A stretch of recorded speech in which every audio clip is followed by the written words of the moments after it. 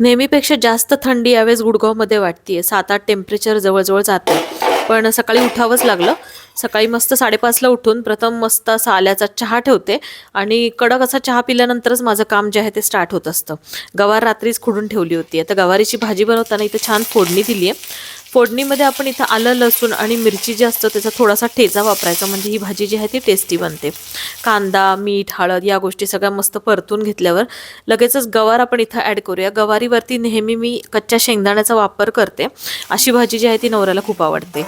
लगेचच पाणी आपल्याला घालायचं नाही. इथं ताटावरती पाणी थोडंसं गरम करून घेतले आणि अगदी थोड्या पाण्याचा वापर करून ही भाजी आपल्याला शिजवून घ्यायची.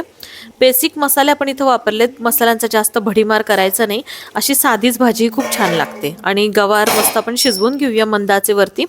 पोळ्यांचं पीठ मळून घेतलं होतं. छान गरम गरम पोळ्या लाटल्यात. या थंड हवेमध्ये पौष्टिक म्हणून मी थोडीशी गुळाची लापशी पण मी बनवली आहे.